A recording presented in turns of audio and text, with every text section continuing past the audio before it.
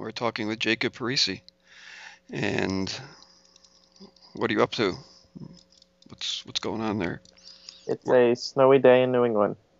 oh, it's snowing there? Yeah, I think I heard we're in Nova Scotia, of course. And I heard that the storm is missing us. It's going over you guys and over the ocean. So we're just having a cloudy, chilly day. But what state are you in again? You're in Rhode Island, right? Yep, I'm in Rhode Island. Yeah. Why don't you introduce yourself? So yeah, I guess I'll explain a little bit about how I grew up and how I've evolved to where I am now. Okay. I grew up very early on in a household which was a divorce. Um, it was very strict environment where I felt bound by the situation because I was in between my parents. Hmm. So there's a lot of manipulation, a lot of control things going on there as they tried to work it out through themselves. Um, what happened was it created a social anxiety almost within me. From early childhood, I feared everything, even the basic things I feared, and it really clamped down on my experience, which I thought would be a very dark experience. So everything I Okay. experienced was very dark. Um, Hmm. Whether it was going outside, it was just a dark experience. Um, Hmm. it's hard for me to even reference back to childhood now because I'm in a different experience. But that's what Hmm. I can remember from early childhood. Is it was just very the world seemed very limited.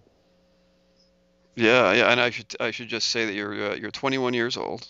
When you were experiencing it, did you know it was dark, or was Yeah, that just looking back? I could feel the sense of it, that something was closed off. And I never knew what it was, but I feel like I picked up on the anxiety that my parents had, because we had money issues, we had family issues, we had all these issues which psychologically never were dealt with or talked about Yeah. in the right manner. So when you're a young child, you're just picking up all this energy that's kind of negative, never really experiencing childhood through the innocence, you could say. I think that's interesting when you kind of know that you're in a darkness or that you know that you feel like you're imprisoned. Mm. I don't know. I mean, doesn't that, I mean, how can you know that you're experiencing darkness or how can you know that you're experiencing imprisonment unless some sense of you, unless you have some sense of what freedom is or what of light is? I think I saw the internal environment of myself in the reflection of others. For instance, when I was young, I noticed that other people were happy, but there was a sense of dissonance within my own life, because of everything that was going on and the circumstances that I was carrying around. Um, and that didn't break for a very long time. What I did is to avoid those deep, dark places within myself, I put all my energy into sports. So I actually played baseball for years and really practiced it very hard, to try to run away from those feelings. And what happened was, when I was entering high school, I really put all my energy into it. But what happened was, I got sick with a disease called eosinophilic esophagitis, which means my body and its eosinophils, which are white blood cells, start attacking itself. So I actually was starting to create an environment because of all the stress that my body attacked itself in order to defend. So I got sick for about 2 or 3 years, and during that time, my father actually abandoned me, and left towards down the coast to Florida and stuff like that. So there was a lot of stress that really was building and building and building, and I was not dealing with that at all. I was just trying to drain my energy into sports and avoid it. And Mhm. then it came to a point where I started to relax a little. I kind of walked away from my religion, which was born again Christian. And as I walked away, it kind of started just things started to slow down. There was still that heaviness though. So even at the age of, I think, 17, I was crying every night because there was just this deep darkness, and I didn't know why I was crying. Um, but I think a year and a half ago, maybe year and a half, 2 years ago, what happened was, I was introduced to a artist named Trevor Hall, who's a Hindu devotee who does music about basically coming to that place of love, that place of peace. And it kind of changed my life because I started listening to the music and listening to what he was pointing to. And then one day I stumbled upon a video of Osho that was on YouTube. And I clicked on the video and I watched Osho, and he was speaking very eloquently. And something made me pick up his book later in that week. And when I picked up his book, actually that day we had a hurricane and the power got knocked out. And as the power got knocked out, all I had was the book. Little ebook on my phone and on my computer. And there was no more power, so I was trying to conserve power to read this book. And throughout the night, I read the book, and as the book pointed me inward, I kind of saw through my whole life that what I believed was darkness was actually the point of freedom. To really look into the problem and see that I don't have to carry it around. It's not who I am. I don't have to carry around being depressed or being angry or carry around the past and the images of it. That I can really just look at it and see that there's something looking. There's something beyond Jacob, the structure. And it kind of shattered all in that moment. Darkness as freedom, yeah, that's interesting. Can you maybe talk a little bit more about that? Because people, might be listening who feel they are in some state of darkness, and maybe you can talk a little bit more about how darkness and freedom come together. Yeah, I view darkness as one of the most beautiful things now from where I am, because without that darkness, without that dark place, you really can't see completely through it. If you're always okay with things, then you're never going to see through it. But that darkness led me to a place where you either see through it or you die. I had suicidal depression at that time, so it was one of those places where the darkness can be used to explore your freedom, to explore, to look past it. You don't have to carry it around. Even though it feels like it in the body, if you can just for a moment quiet your mind and really look at it and see that there is an okayness here beyond the stories and the feelings in the body. And if you stay with it long enough, it all burns up. Mm. It can't stay with you. Well, let's just look at darkness a little more then. Darkness, I mean, earlier you mentioned you were, as a young person, you were experiencing your life as darkness, and you use words like fear and anxiety, social anxiety. What constitutes darkness then? Maybe talk a little bit more about that. For me, it's just that feeling in the body of the anxiety where the energy kind of really tightens. And then there's either the psychological thoughts going with it that are attached to it, which are keeping it bound and keeping you bound to it. And there's really a hard time seeing from the place of awareness to see that it's just a thought. So when you're in that darkness, you just believe all the thoughts that are coming up. So you believe you're no good, you're unlovable, there's no way out of this. And those thoughts really bind you because it's reflecting that emotional value to you. You're feeling it in your body, so you believe it to be true. Kind of locks it together into your experience. And so at some point you have to break that so that you can view your life in an objective point of view. So it becomes the opportunity for freedom.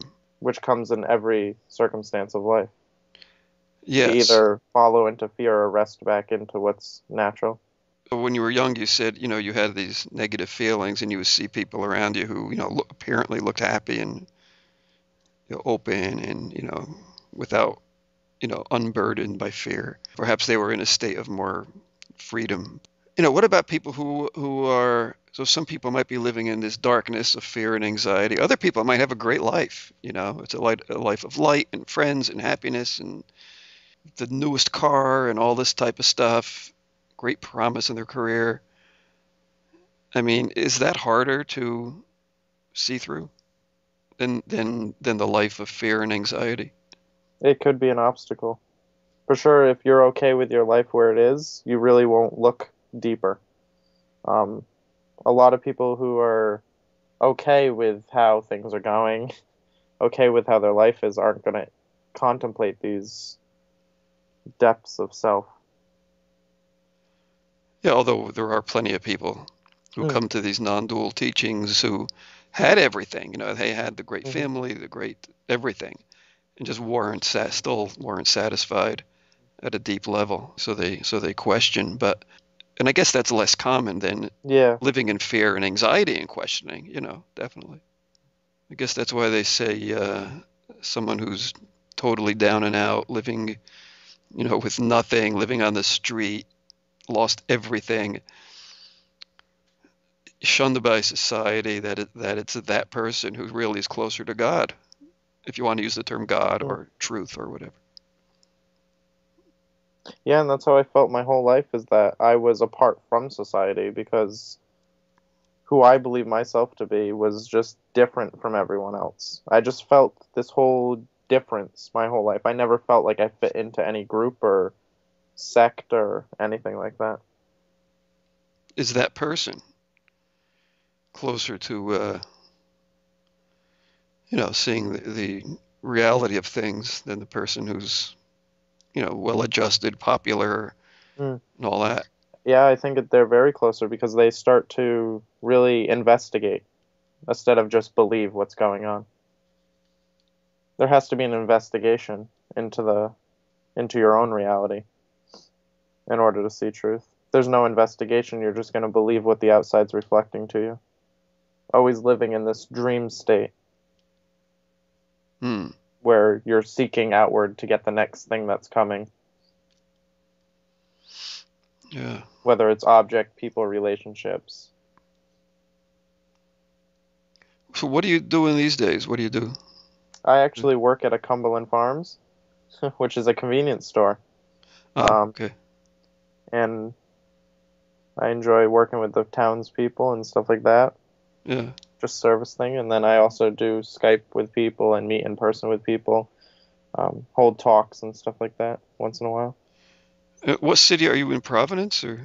I'm about 15 minutes from Providence. Rhode Island's very small, so we can travel across the state within about 45 minutes. Yeah. Oh, it's that small. Okay. Yeah. You have a website. It's like a teacher type website. What do you see happening with that, or you just how do people get in touch with you or find out about you? Yeah, a lot of people get in touch through Facebook. Some people it's word of mouth. Um, but I'm open to meet with anyone who wants to inquire into their life and their depression or sadness or anything in life. It seems like some of the best teachers are people who have gone through a lot. Like Mm. depression, complete breakdown of their life. I guess those people make good teachers because they see, you see the contrast so Yeah, it's a so pretty big blatantly. contrast. Contrast between that imprisonment that and just a sense of freedom. And the contrast is all based around just this self-identity that we all seem to carry around. And when we believe it to be so static and solid that we are this way, and that we want things to be this way, and we want people to reflect back to us what we want to put out, and when we play all these mental games instead of really just relaxing into life, it creates a problem. And that's where a lot of the dissonance in, I think, Western society happens, is just the whole self-image and believing yourself to be those self-thoughts that are destructive. Do you have group meetings there where you are? I do not currently. I've just recently started giving teachings and stuff. Um, my life's kind of laid back, and I've been focusing on working and such. Also, I dropped out of college. I just didn't feel the doing psychology was really helping or benefiting my experience. Yeah. Well, it would line you up for a job or a career, I guess, Yeah, but beyond that, I don't know. because from the psychological point of view, they look at it as though you need to manage the images. Yeah, Um, from my point of that's view, is go beyond those images and really start to allow freedom to be expressed in all areas of your life, whether it's going for a walk every day, just experience your own presence, or whether it's at work, experience your own presence. When you start experiencing your own presence just beyond the thoughts in a more subtle way, it just opens you up to this more spacious experience. Instead of being reactive towards everything and everything in your mind that may appear, You start to become a looser kind of witness of it, Yeah, that's more interesting. friendly to yourself almost. Yeah, that's an interesting phrasing. Experience your own presence. Too often we get carried into the mind and what's going on instead of to step back for a moment. So if someone asks you, well, gee, how do I experience my own presence? What do I do, or how do I do that? What would you say? Yeah, for about 6 months after my experience with the hurricane, I was in like a dynamic state of watching where even no matter where I was at work, at home, I was stepping back from the psychological mind, just watching. And it's good to just watch, catch the thoughts as they come, watch them, don't create a story around them. And when you can continually watch in this dynamic fashion without identifying to the thought, like, yes, I'm a bad person, or I did something wrong, or whatever the mental um, dissonance is within you that keeps you bound. If you can keep watching, you're going to notice that nothing stays. The thoughts don't stay, the emotions don't stay, the feelings don't stay. Nothing is going to stay with you. So you only believe it to be true when you're in that moment and you believe this is it. This emotion is me. But if you don't believe it's you, it kind of just fades right away, right into the void. Hmm. Because Do you nothing think can truly stay with you. I always tell people, can you remember the thought you had a year ago to this day? Most people can't remember that thought because it really doesn't matter. The only thought that matters is right now and how you react to it, or how you react to the feelings in the body right now. does it matter whether a question is contrived? Like I asked you, how do people experience their own presence? Does it really matter if it's contrived like that, or if a sincere asker poses the question? Does it really matter that much to you? I think when meeting with someone, if they have a sincere question, it really gets to the root of their issues. When the question comes more on just the non-duality front of like, what is the self, what is the mind, those questions kind of are an avoidance almost. Um, a lot of the time, people will ask questions that really they want to know the answer to, but they really have this other question they want to ask, but they won't ask it. I experience that a lot, where there's a Hmm. question they know what they need to ask, and they know how directly to ask it, but they won't ask it. They'll ask around it, kind of, with another question. Oh, Using a lot of time non-duality, you use spirituality and non-duality, put that in quotation marks, to hide from an experience, mm-hmm. to hide from looking into the experience.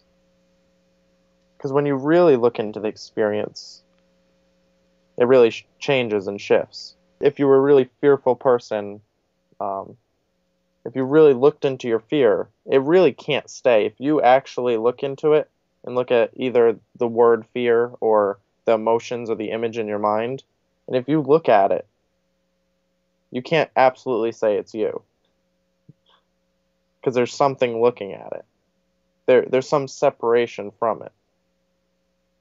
And I think those are the questions when people really look and inquire um, to a really personal level, um, directly into what they're really seeking, which is normally what I find most people are seeking is to either run away from pain or to experience pleasure. Those are the those are the two things that seem to drive human experience. And just where how you're doing it is always different between everyone. Do you feel so when someone's asking a question and you sense it's an avoidance of a deeper question? How do you deal with that, or how do you invite that deeper question? A lot of the time I am very direct is what is the real question here? What is the question that you actually want to know? Beyond just what is the mind? What is the mind do for you if you have an answer for it? Because from the Hmm. personality's perspective, they're always looking for the answer. But as the teacher, I'm just giving a question. I'm just, I'm not really answering a question. I'm just inquiring with them. I'm not trying to give them an answer they're settling for.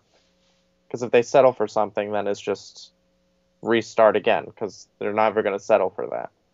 I find the questions dismantle everything, even the answer at some point. Because we really can't say who we are officially as an answer. We can't say I am pure awareness from a non-duality sense, or I am pure consciousness, because even that is just words, thoughts, emotions. It doesn't really touch the whole experience. It's kind of just labeling it again. It's relabeling your experience from I am the depressed person to I am pure consciousness. They're both labels. They can't stick to us ultimately.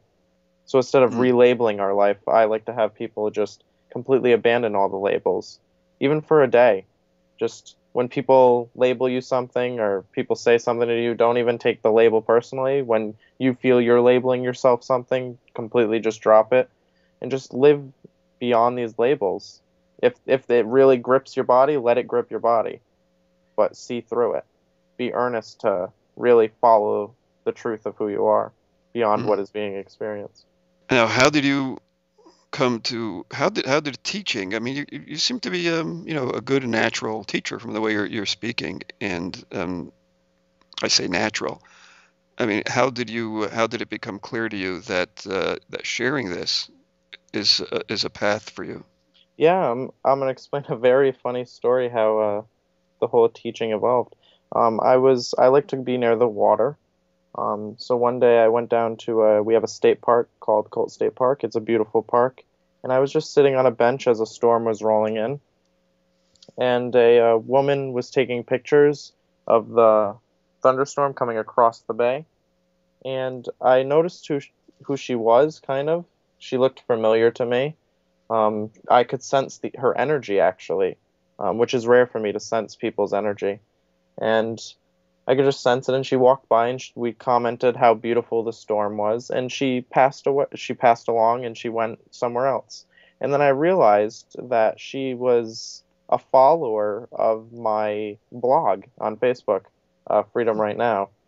Hmm. So I met up with her later in the park after messaging her, and she had a friend that is the coordinator of the Providence Institute here in Providence, called the Yep. Providence Institute for Contemplation and Natural Health. Okay. And actually, upon meeting her, she invited me to speak. So it was kind of one of those crazy things where my teaching started by being invited just from a Uh, storm. well, storms play a big part in your life, don't Yeah, they? it seems so. There was the hurricane that kind of led you to reading the Osho, and then the storm that led you to your first teaching gig. I guess that's a good way to live life, right? Just follow what seems natural and Mm. see what happens. If you fell into it, it opened up for you. And Yeah, so, how did that first talk go? I mean, what was that? Tell me about that. it went pretty good. There's a video online on YouTube Oh that I yeah. have of that talk. Oh, Um, I'll put a link in for it. Can I just look up your name to find it? yeah, it should be there under Jacob Parece. Okay. Yeah, I'll look it up. So yeah, I gave that talk. That was about a couple months ago, um, maybe September. Actually, it was a pretty long time ago now. Almost 6 months ago. Yeah, a lot has changed in 6 months. It's amazing how when you don't hold on to anything, you just continually evolve and grow. What's changed? So recently, I headed to Sedona, Yeah. Arizona, on a vacation, and I Hmm. had an experience of you could say pure awareness consciousness, just exclusive without anything else. It really just opened me up to a different energy level, you could say, within my own experience, Yeah. to really look beyond even the own constraints I have in my life. So, what were you experiencing prior to that? So actually, I was in a pretty deep conversation with someone, um, and the conversation stopped, and so did everything else. Visually, everything faded to the back of my eyes, and then I couldn't even see anything, and it was all just energy. Um, and there was an alertness that there's this energy, but there were no thoughts about it. It was just a watching. I'm not sure how long that happened for, um, but I think I was told I was pretty silent for about 10 minutes, 10, 15 Just minutes. okay, chronologically, this was just a couple months ago or something? This was about 2 weeks ago. 2 weeks ago. Yeah. Okay. Okay, and today's March 7th, 2013. So that was an experience of pure consciousness, everything, you know, Everything just as dissolves or one, a whatever. sense of one. Can you compare that experience to prior to that experience? Yeah, I've had experiences of that before. Maybe not as long duration, being in that, but Mm, it always brings to the awareness that everything is changing. Even the experience that I had is always going to change. mm-hmm. But to realize that that pure experience is so far disconnected from the one of depression that we have a choice to pick either expression, to either follow the thoughts or drop into this state of just pure awareness. And it's really a fine choice that we have. And it's very subtle to either continue to live our lives picking up things or to completely let everything go within each moment. How is that subtle? Because it's Subtle at you yeah. have to just slow down your own internal life. That's kind of what I mean by subtle. Like you have to make the subtle adjustment within your own life. Mm, It's not a very like I'm going out there to fix my life. It's more of just a subtle recognition within each moment, a relaxation, you could say. mm-hmm. And for some people, it takes a lot of effort to relax. It may be a subtle effort, but the shift is huge from Yeah, right. because when you're in that state, you just realize how funny it is to ever be depressed or ever be sad because it's so far disconnected from it, from that piece. I'm almost sensing here that there's a little bit of a self-improvement thing going on. Like, I don't want to be depressed, so I can use a technique, a subtle shift to feel better. Hmm. How do you address that possibility? But I guess it's okay to do that, but Yeah, put that into some context if you would. I try not to label myself non-duality teacher because of that. I feel that everyone in wherever they are in life, they need certain things. Some people may need self-improvement. I recently told a student that she needed to see a clinical doctor for possible ADD because she couldn't keep her attention in the moment at all. She would get distracted by certain things, whether it's going a more practical way or maybe really looking into those deep issues. Um, I don't think there's any rules to it. I don't think there's any rules to life or how we should live. So, whatever we feel from that authentic place of wanting the truth is where we should seek. Hmm. So you mentioned, you don't want to label yourself a non-duality teacher, and I would love to hear your. I mean, I started in non-duality like in 97, 98. How long ago was that? You were a little kid then. Um, and I'm interested in how it's evolving, and I like this to say, that you don't want to be in that mold of a non-duality teacher. What does it mean for you to be a non-duality teacher? And do you see some kind of a shift happening in with teachers um, who whose work bears on non-dual consciousness? Yeah, I think there's a great shift. The work Scott Kiloby's doing is beautiful with his inquiries. I'm not sure if you're familiar with that. Hmm. Um, there's a lot of techniques out there that can really help to really investigate those parts of ourself that are bound. But I believe ultimately we must look even beyond the concepts and just really sit in our own aloneness till we see it, till we see that we're the ones who bind ourselves, that there's nothing outside of us that actually is binding us. It's only what we pick up and experience as our own experience that binds us. I'm not sure I had my question answered about non-duality teachers, so I'm just going to ask again. Mhm. What does it mean to be a non-duality teacher? I mean, what does that mean to you? If you were a non-duality teacher, how would that, if someone said you have to be a non-duality teacher for, a few minutes or whatever, how would that change what you do? I don't think it would change anything. I mean, you might not change Yeah. what you do, but I heard you say that you don't consider yourself a non-duality teacher, and Hmm. I'm just wondering. I just use the labels. because labels are needed. I mean, label-wise, you're not that crazy about that label, or you have to use it, or Yeah, I'm not crazy about it.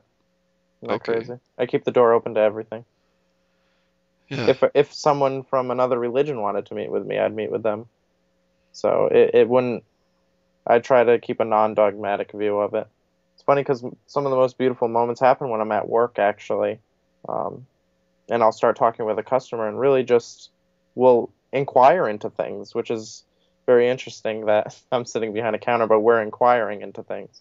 And some of those moments are the most beautiful when it's just not even about spirituality or looking into those depths, but maybe it's more of a relationship issue they have, or just looking at people through an unbiased perspective and stuff like that.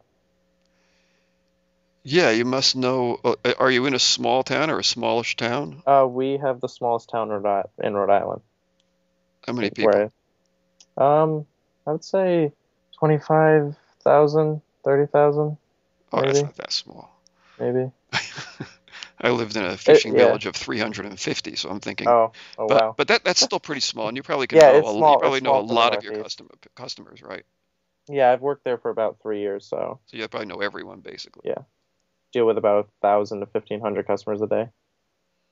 So yeah, so you could get into yeah, well, in a city of 25,000, you probably have a number of people who can be very interested in exactly what you do, you know. Mm.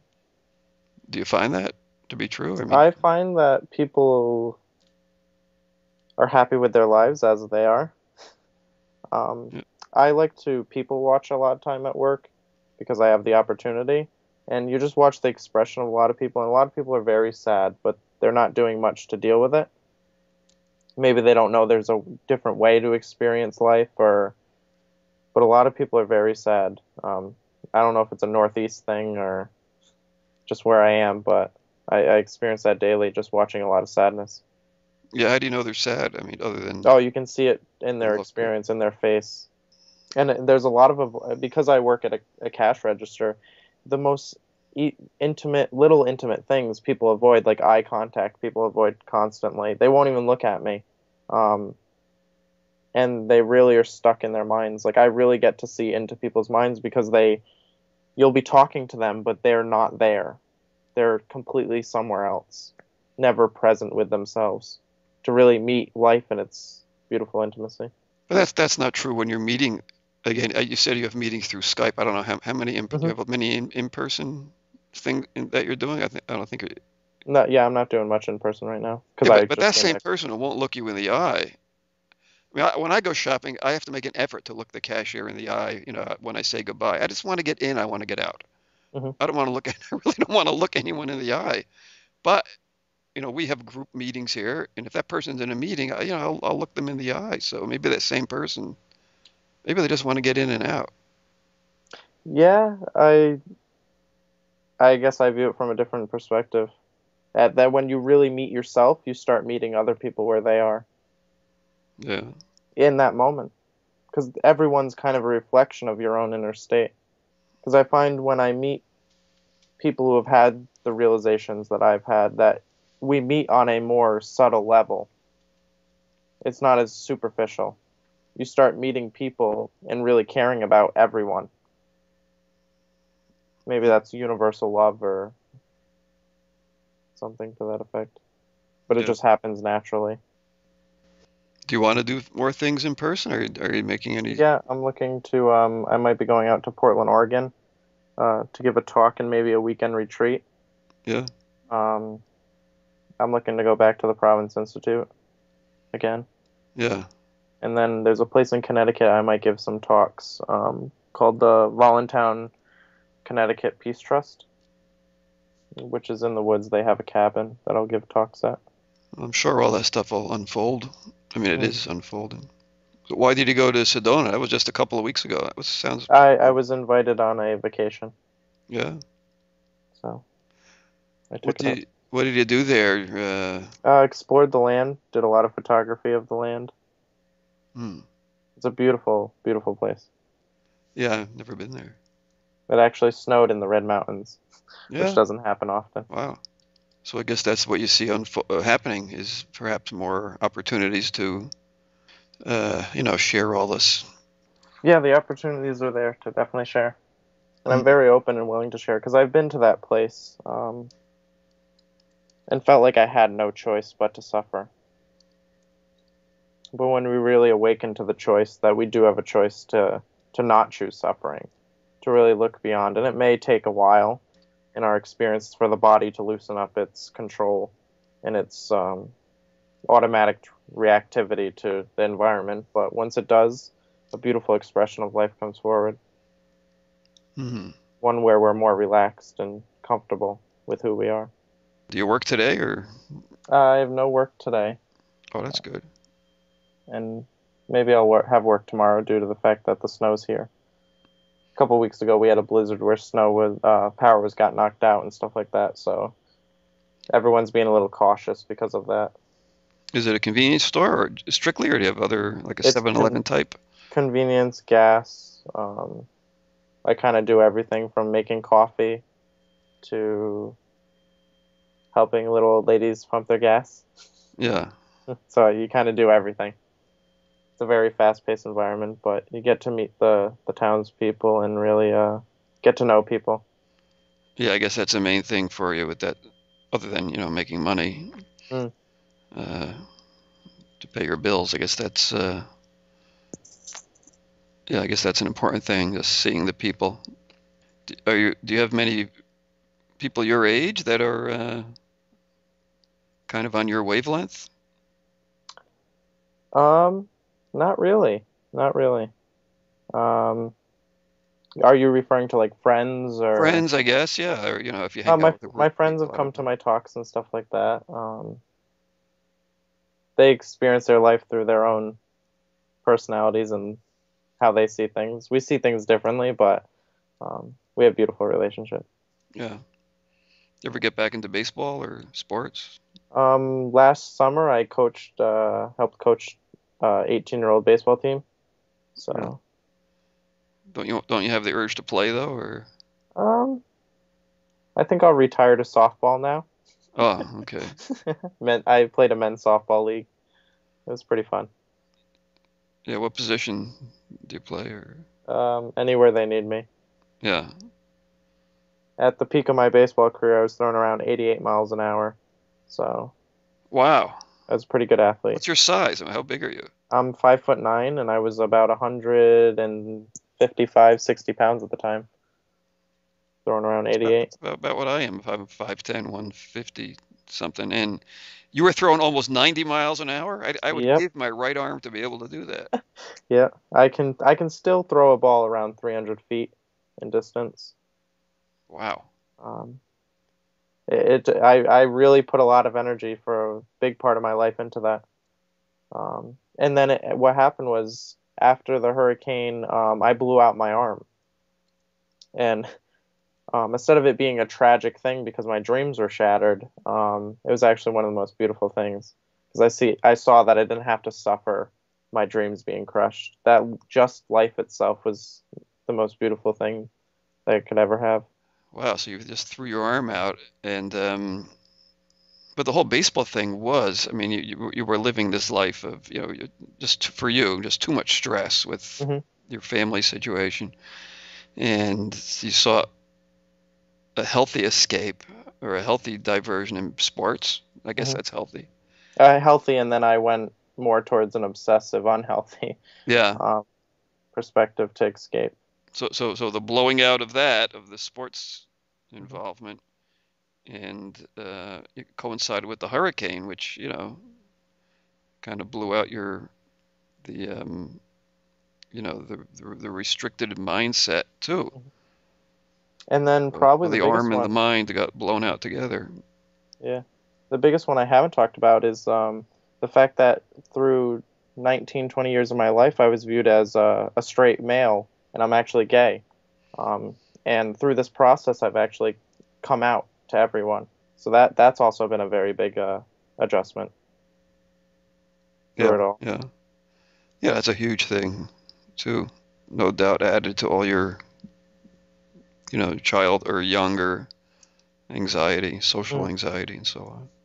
Yeah, I feel within the gay community, if we can label it that, a lot of people have fear of coming out, um, because people won't reflect back to them love, or people will leave them in their lives and stuff like that.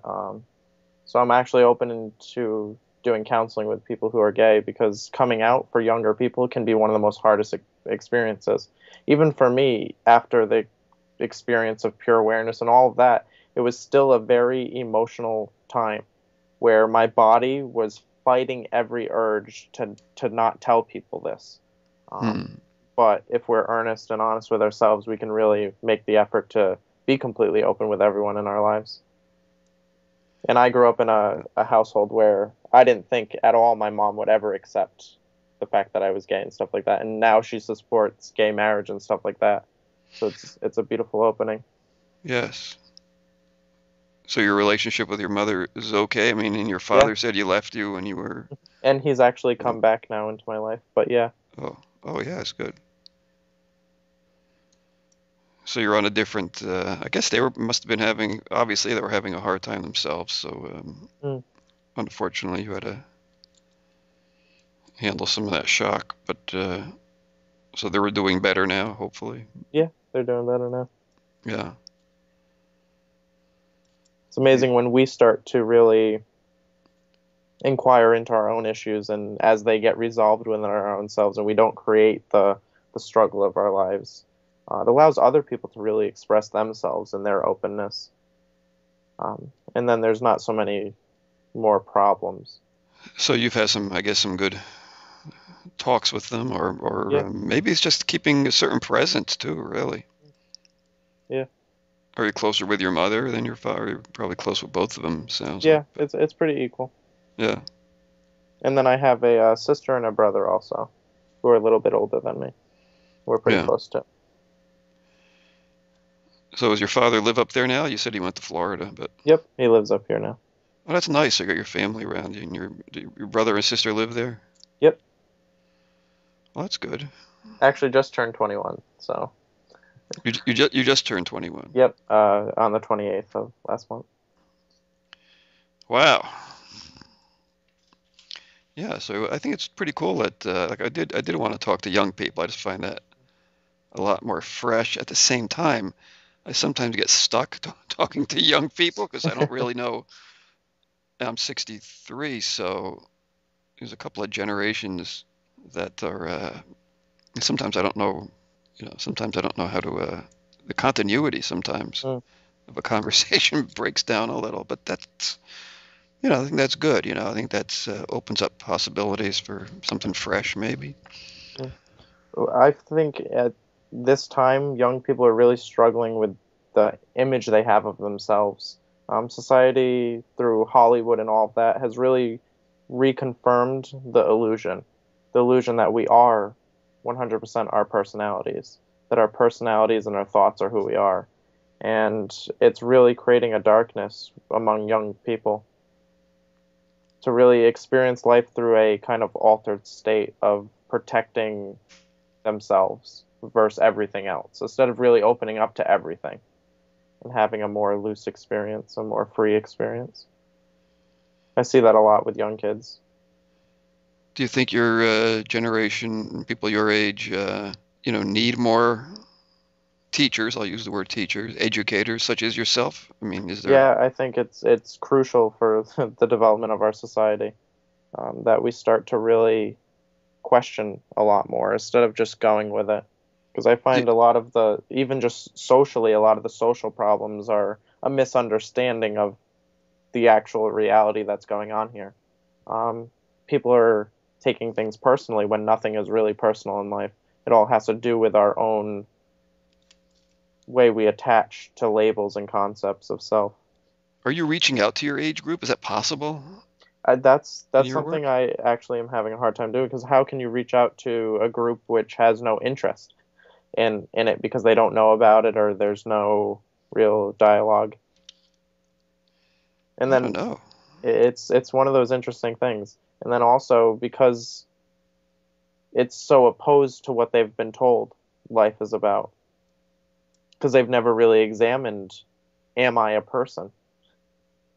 am I this static person in time and space where all my fears are true and all my things I love are true and all this is true?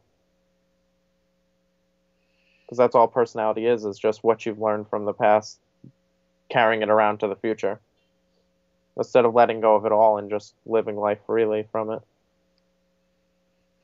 So how badly do you feel the need to reach out to your own age group and younger people, or around those age? I mean, is there a certain frustration? Is there I mean, how are you dealing with that? Hmm. It's an interesting question. Um, not sure if it's a frustration, but the path of doing that really hasn't come forward yet.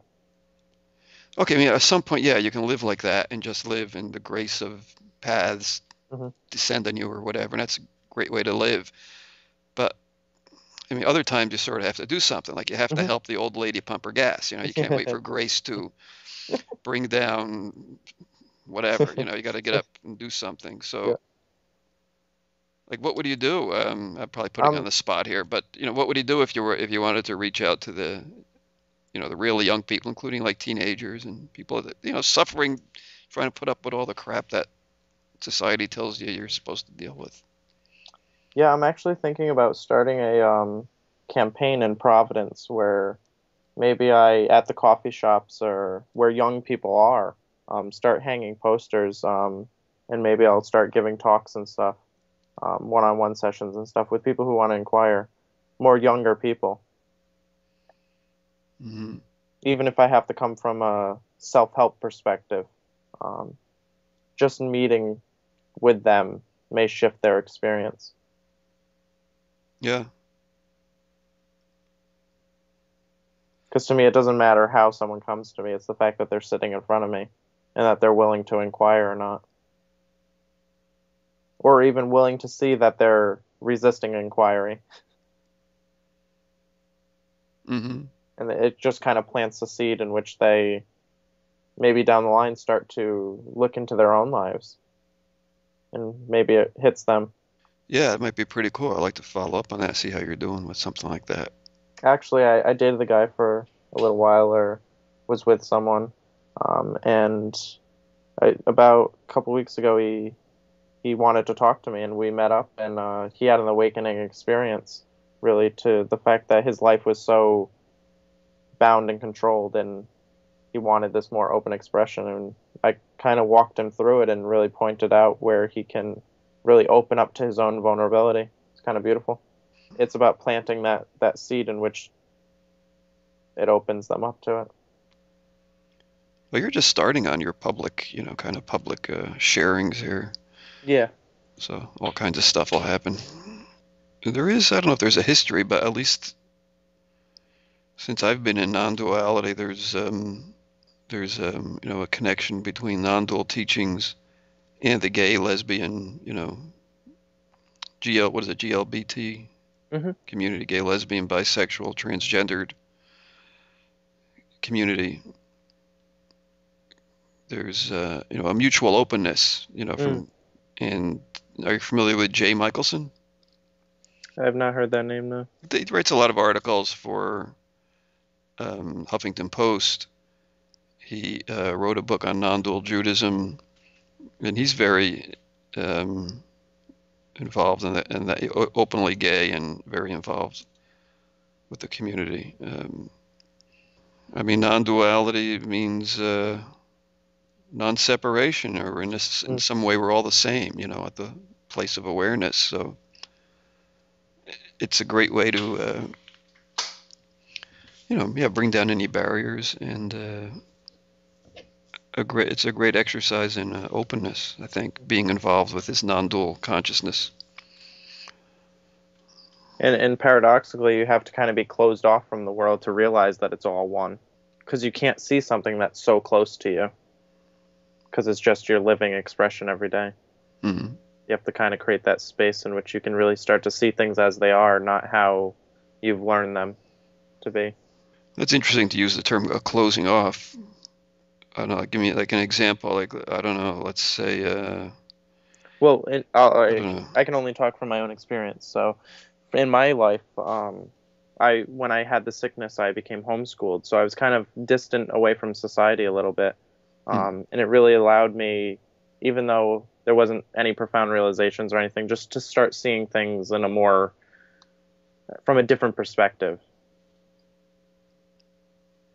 Hmm. So even if it's just from the perspective of I don't have to go to school every day from a certain time, just see that there's another path to life, that it's not just all about education and getting Hmm. that job and that's where my happiness is going to lie. I had to find even subtly the most happiness in just what I was experiencing right now.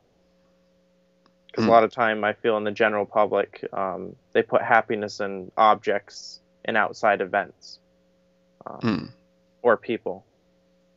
And really, when we start to recognize that the happiness is in what is happening right now, Hmm. in who we are, that's where it comes from.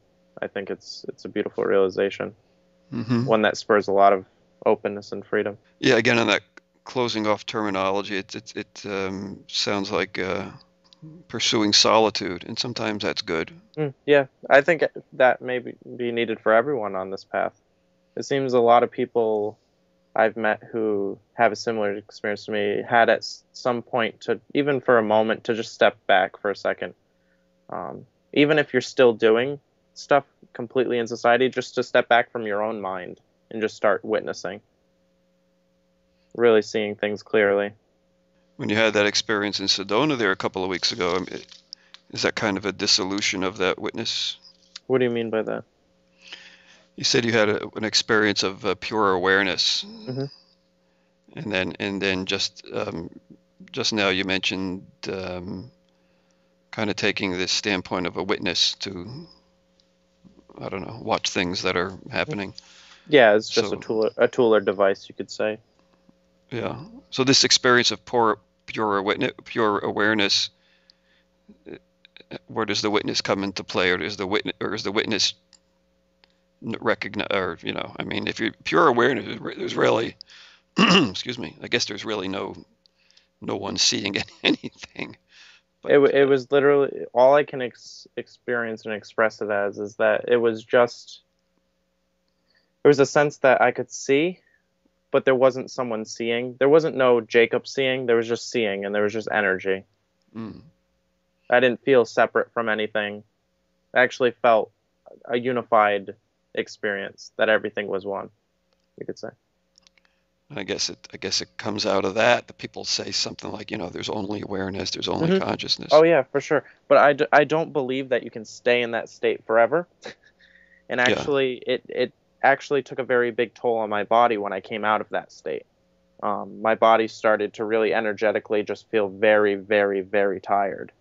Um, Is that because in that state do you find you're at a high energy? There's it physically does feel you a can do lot, anything. yeah, it does feel a lot more energetical at that state You than feel just normal living, you could you say. you feel so light that you could fly almost. Or Yeah, it has that feeling to so it. I wonder, um, having experienced that kind of thing, that you find yourself capable of doing things physically. That yeah, afterward, and I don't know what you were doing physically during those 10 minutes, but yeah, afterward, yeah, your body could be exhausted, I would Mm. think. I actually wasn't doing anything. I didn't move, I don't think.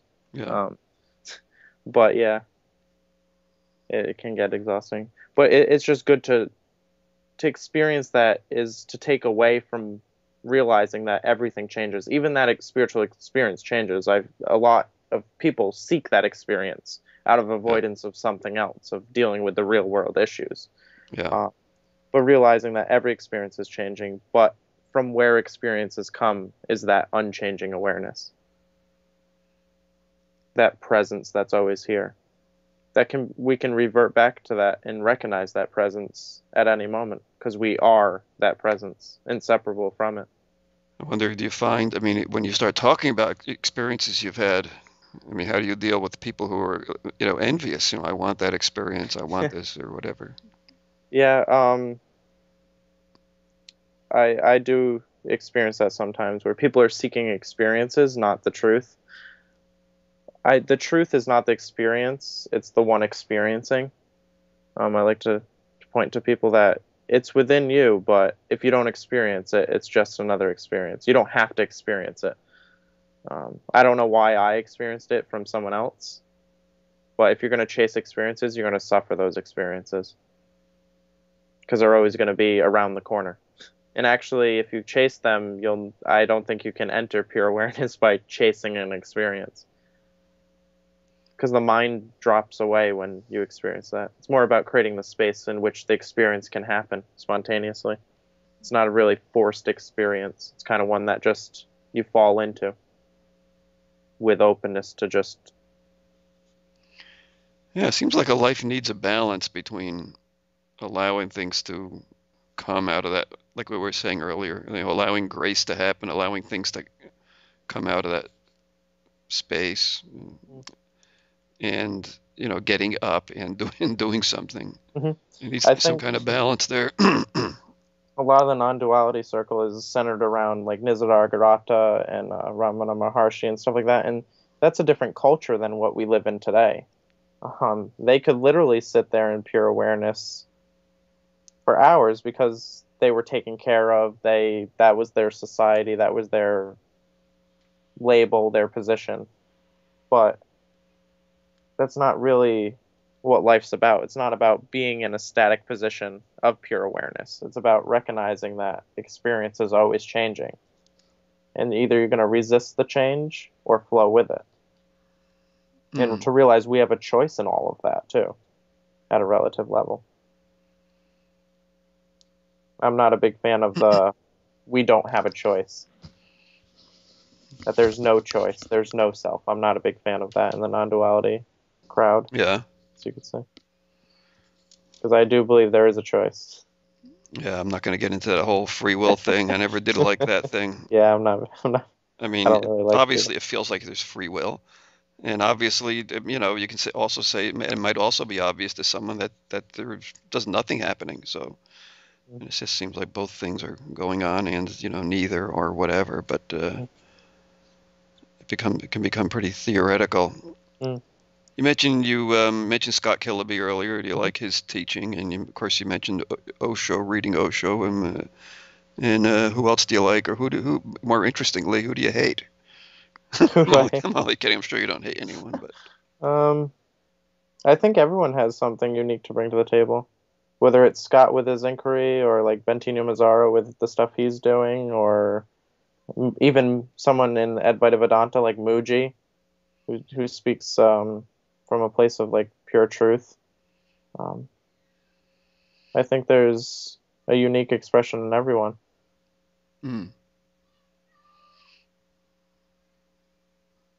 Yeah. Yeah, I kind of resonate with everyone. Everyone really, it's all about challenging the perspective, I guess. Because that's all we ever have is our own perspective. But if we can challenge it, we can enter into a more open looking and do that together. When you say challenge our own perspective, what do you mean by that? So even like, you could say, if someone took the stance of there is no self, to even challenge that.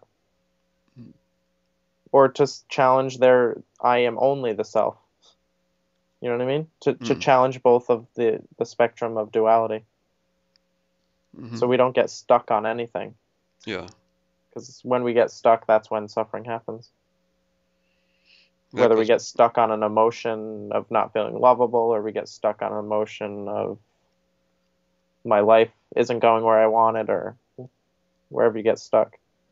Yeah, that's just what you said earlier about questioning, leaving people with questions. So challenging our own perspectives is that it's questioning.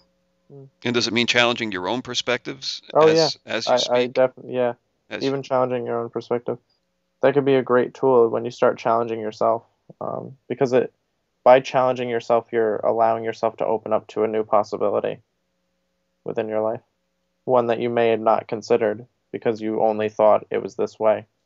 Yeah, opening up is an interesting thing because it seems like that's always happening. The opening up is always happening. And I think you said that earlier, too, that this questioning is something to constantly do. The environments we live in society nowadays, it's so so much stimulation happening, so much information being poured into us, and we have to learn how to discern it all, what's true and what's not true. Yeah. And then ultimately, I think when we're ready, we can start to even go deeper and to question who is the I that we call ourselves, and to really question our whole lives and open ourselves up to any possibility. Yeah, you start looking at what's true and what's not true, and then when you have a sense of what's true, then I think that's what you just said. You even question that, Mm. even questioning kind of the. I mean, when you come to some resolution of the question what's true, it's not an answer. It's not a given. It's not a solid answer, but whatever it is, Because even that can be questioned. even the answer to your question is just an answer from a perspective that's limited. It's just still a constant perspective of what you've experienced. What can we go beyond experience to open up to it all, to experience anything, Hmm. to really not be to be almost fearless within our own presence. That's the hard part with teaching is when people come, they think they're going to learn something, but they're not really learning anything. They're kind of unlearning everything they've picked up. So the words, if they try to stick with the words or if they even try to imitate it, it's really just coming from a place which is just picking up again, doing the whole habit of trying to learn something, which that happens often with people trying to seek those experiences. Is that they'll try to be pure awareness, or they think there's a distinction of how they have to act to get to those states. A lot of people just want to fit into the non-duality scene. Hmm. So, you learn the right words and Yep. the right teachers, and I mean, if you can fit in, if you can fit into the scene and be perceived as someone who knows what's going on, it's just as good. I mean, why actually, wake up or anything? And these are all the traps of structures. So even within these profound teachings, There's so always traps. there's a society is built, Yeah. And I think and yeah, it's a teacher's job to really bring awareness to the traps, so that people don't really fall into them. People still will fall into them because people are avoiding what they're really seeking. Um, and it's okay to which, make the structures too, to make the yeah, structures within some subculture. mm, It's okay to make them, but they stand for something, they represent something, and which is kind of stuff you're talking about. yeah. So yeah, leaving everything and questioning and kind of undermining yourself. I don't know, do you ever use the word undermining? Never used that word, but that's a good word to describe it. Yeah, Because undermining through if you question. always believe life is a certain way, you kind of really have to look from a different perspective. You have to not be you for a second. Hmm. Because to be you is to continue the habit. Mm-hmm. And for a lot of people, they're afraid to not be themselves, to really just step back for a moment. Because what happens? I've had people go, well, will other people know that I'm witnessing? Will other people judge me for witnessing? Like I've had people say that before.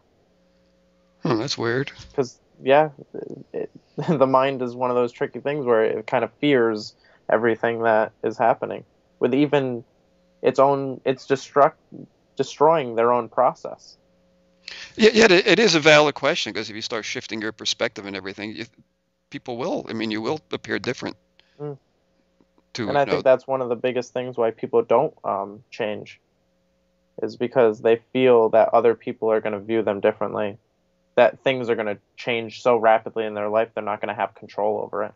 Yeah, but who really gets, well, then that's a good screening technique, because who really gets into this stuff unless, someone's suffering, such as Mm. yourself or, Yeah, mostly most people that come into non-duality or such, it's people who suffer. Feel the people who don't suffer really don't get into it. yeah, right. It's, um, yeah, Scott has, you mentioned Bentinho, mhm. they have stories of suffering, so, uh, Yeah, It's a suffering's game, you could say. it is. But not always. It's also people that have, just beautiful experiences and, Yeah. and value them and want to pursue them, too. It's not always, Mm. that often prompts it, or just the, minding your own business and, you spontaneously everything drops away. That's, of course, Mm. the other thing that happens. Yeah, too bad he didn't become a major league pitcher. It's harder. You know, it would have been anyway. I mean, would you give it all up to sign a contract with the Mets or something, be on the starting to be on the roster as a pitcher, major league pitcher? I would never change anything. Oh, come on, Yeah. No, I come wouldn't. on, be the first guy who says, yeah, I would change something. I'd You never. rather be happy as I am now than sad and depressed being a major league pitcher. Oh, come on, be serious. No, I'm dead serious. Making a couple million a year, Yeah. you wouldn't be sad and depressed. You'd be, Okay with you'd be a everything. little sad, a little, but not a lot. Be a major league pitcher. No one wants to give it up for it to be rich and famous. I haven't found anybody yet. I don't think money's the world. Yeah, I guess not. But to be a professional athlete, that could be. I think I'm gonna go for all-star softball. Oh yeah, oh Just good. try to make the all-star team for softball. Oh good. See, that's all right. We can do okay. That makes sense. Yeah, no, you don't see anyone in in professional sports who are into I use the term non-dual consciousness. Um, I mean, Phil Jackson, of course, wrote a book on Zen. He, for people not familiar with him, he coached the basketball team that Michael Jordan was on for a number of years. Hmm. And Coach I the don't LA know, Lakers. pardon? Coach the LA Lakers In the too. Lakers for a number of years to world championships.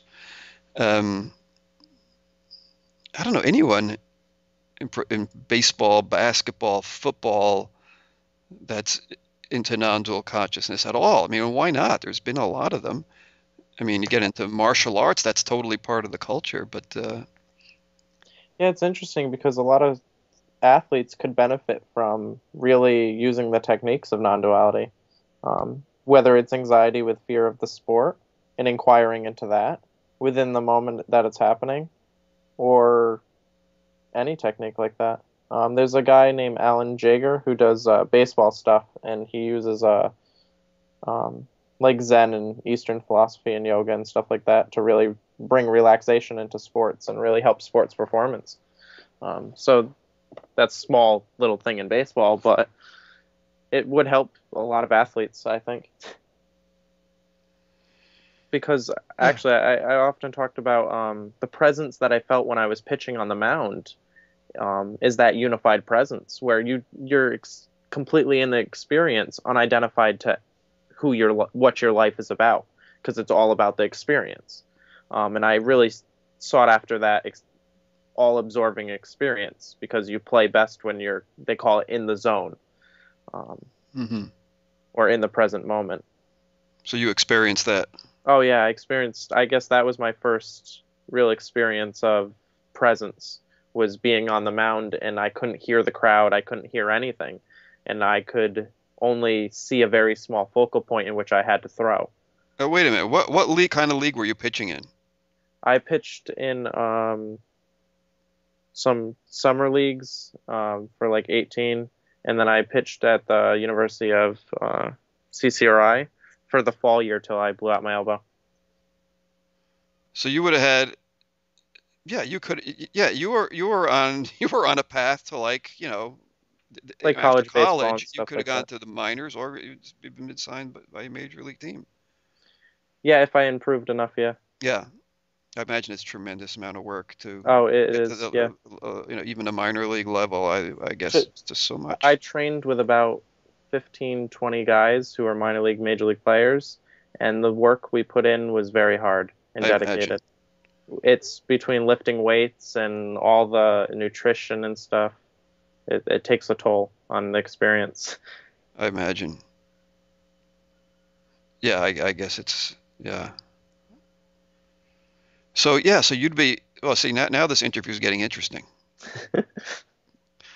I mean, it was interesting, but now you're getting into like sports. Yeah, sports and beauty and art, dance. All these things are all very much connected. Mm. Body movement and yoga, spirituality and non-dual consciousness. It's all very involved. I mean, it's all very intimate and all connected. Um, yeah, and you'd think there'd be more of it in the baseball, basketball, football realms. And I don't follow the other soccer stuff. I don't know that much about it, but the more spiritual aspects seem to be reserved for martial arts. I think some martial arts. Yeah, I'm really surprised it's not more like that in sports like baseball or football because where focus is needed, meditation is just that. Is learning how to focus the mind and how to clear the mind and handle what's right in front of you, kind of. So I'm really shocked that non-duality hasn't made its way over to sports as much as it has, because it has tremendous benefit for athletes like that. And then learning Yeah. life lessons from that too. Because we only have this present moment, so really being grateful for that.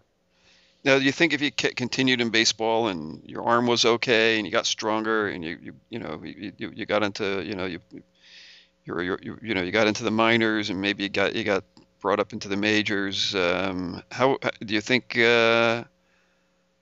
how would your non-dual consciousness career have paralleled that? Hmm. How would they That's kind of interesting. walk together? That's interesting because my life took two opposite directions when I hurt my arm, like because the experience of the hurricane happened and then my arm blew out and my life kind of took a whole different path. So I'm not really sure how they would parallel. Or do you think, yeah, do you think, yeah, you don't know what would have happened? Yeah, I'm sure it would have unfolded beautifully in another dimension, Yeah. in a parallel universe. Well, look, you're only 21. Look, you need a trainer. Is there any way of getting you back onto the mound? Yeah, there's Yeah, ways. you're doing softball. I know that, but I'm I talking about actually I hardball. help train my friend who enjoys baseball, so I train him and I throw with him and stuff like that. So I'm still actually active in throwing and stuff. I want to get you into the majors. Now pitching, Jacob Parece. Parece, who has a real interesting story, blew his arm out in a hurricane, and now he's back with the Mets. He's 3-1. Then we'll make a movie too. They get the movie. The Uh, unnatural natural, we'll call it. yeah. No, no, I'm telling you. So, can you do some physiotherapy to get your arm back, or what? Yeah, I've done some work on it. What happens is my arm isn't straight anymore. So if you could see my arm, it has about probably say a 3 to 4 degree hitch in it, Hmm. which I deal with soft tissue therapies and stuff like that to really loosen it up, and I do a proper warm up and everything. So I still have the knowledge that I had back then, um, and I have friends who play ball and stuff like that at high levels and stuff like that. Can you become a knuckleball pitcher or something? So you That's don't have one thing I can never throw. I don't know what it is, to. but I just can't throw that. I have very small hands. Hmm. I'm trying to get you back out there. I don't know, get you out of the convenience store and get you into the, get you a contract, an agent, a few million a year, get you out of this non-duality stuff. Anyway, It's really funny because life isn't really that serious. Non-duality shouldn't be that serious either. We have a tendency to make things serious, though. well, a lot of it it starts with this a lot of this Eastern. I mean, the tradition is Hmm. beautiful, but with people with the swamis and being of superior nature because you're enlightened and all that. So that's Yeah, part of this whole culture, spiritual culture. And we look at people, we see them as enlightened and as superior, and I mean, some people, I mean, let's face it, some of the teachers do play on that, Hmm. you know? Yeah, it's interesting because when I had my experience and everything, and then I started reading more into non-duality, because of Osho, I really I never knew what enlightenment was. I never was seeking enlightenment. I was just seeking the truth of why I was suffering. Um, and ultimately, going on that path set me free from it. Because Yeah, I don't, I think to seek enlightenment is to avoid what you're actually seeking, which is pleasure. Um, and that's how I view that with people who seek enlightenment or awakening. Because really, all enlightenment and awakening is already who you are. And every teacher, I feel like every teacher is pretty clear with that in the non-duality circle, whether it's Adyashanti or Scott or myself or Bentinho or Prasad, Paul Duffy, or like anyone who is teaching this or pointing to this already says you're awake, but people continue to seek it as though it's a obtainable goal. I think that's one of the biggest struggles in the non-duality circle is to get away from the whole talk of enlightenment and awakening and really go beyond that and just really look into our own problems personally on a one-to-one level instead of a more global perspective, you could say. mm. Well, I think things are changing in that direction, so Mm. it's a good, people like yourself coming along, it's important. And maybe some of you guys, like, I mean, I've interviewed a few people that are like young, Sage Stoneman's like 18 and really articulate and well spoken, and Ella McGilvery is like 15, very articulate, mature, and yourself. And I don't know how many more of you guys are around. I mean, I'm sure there's a lot of you, Yeah, but I haven't really met anyone young. I don't know. Maybe you guys should all form like the young non-dualists of America or something. I don't know. Yeah, that would be interesting. Form. I don't know. I don't know if it makes sense. I don't know. But I'm just saying, something's happening. So something needs to happen. Mm. With young kids. Young people. They need exposure to this. So anyway, but yeah, that's part of your personal mandate. I can see that. I mean, you've already said that you're interested in reaching out. So stay in touch with me on everything you're Yeah, doing, Jacob. I will. Talking to Jacob Parece. So your website's jacobparece.com. I, appreciate what you're doing, and yeah, stay in touch. I'll see you on Facebook and stuff. Okay. Have a good day and thank you for interviewing. You too, and thank you very much for your time. Bye bye. Bye.